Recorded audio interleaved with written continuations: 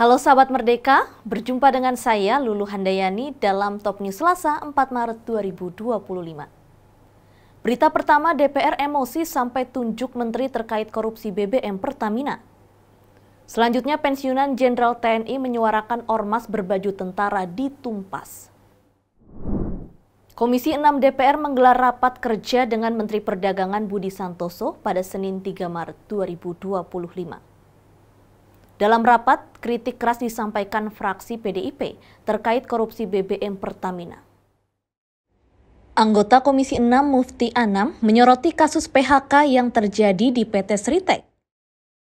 Mufti mengingatkan bahwa dirinya sudah meminta pengurangan bahkan pemberhentian produk impor. Selain itu, ia juga menyinggung mega korupsi Pertamina. Menurutnya, Kemendak harus berperan melindungi masyarakat dari rampok-rampok uang rakyat melalui pengoplos Pertamax. Yang keempat, Pak Menteri, seperti yang hari ini juga sedang menjadi keresahan masyarakat, yaitu soal mega korupsi Pertamina. Seperti kawan kami sampaikan dari fraksi PDI Perjuangan Pak Darmadi. Beliau merasakan ada kerisauan di tengah-tengah kami, Pak, di tengah-tengah masyarakat. Mereka menanyakan di mana kehadiran Kementerian Perdagangan untuk melindungi konsumen. Ingat, amanah Undang-Undang Nomor 8 Tahun 1999, Bapak punya kewajiban untuk melindungi konsumen kita dari hal-hal yang tidak seharusnya, begitu Pak.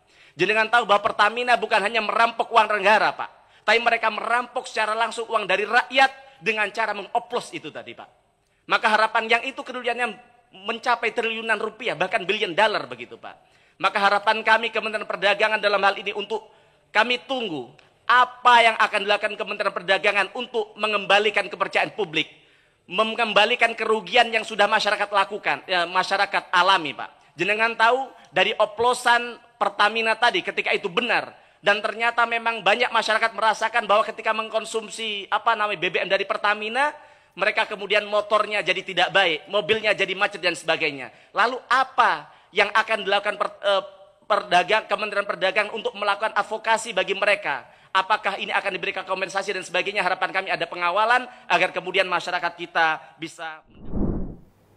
Komisi 1 DPR mengundang 3 pakar atau akademisi guna mendengar masukan pembahasan RUU tentang perubahan atas Undang-Undang Nomor 34 Tahun 2004 tentang Tentara Nasional atau TNI.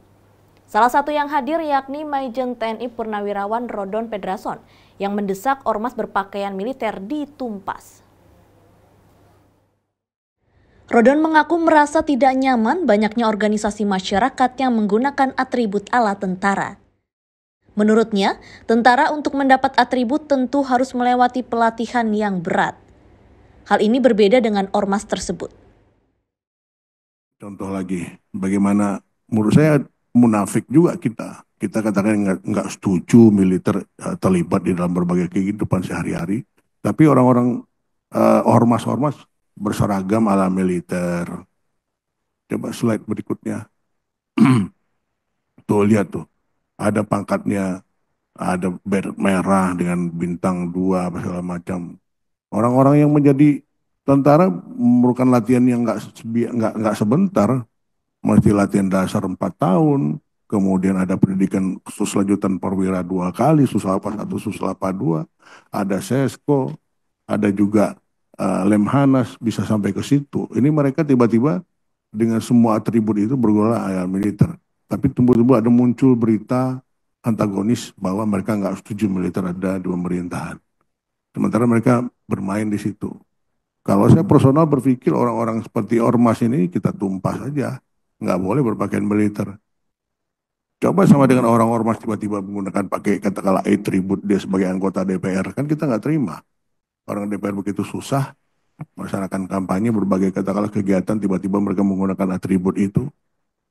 Jadi menurut saya ini baru terjadi setelah reformasi kejadian begini. Demikian informasi kali ini bersama saya Lulu Handayani. Simak berita lainnya hanya di merdeka.com.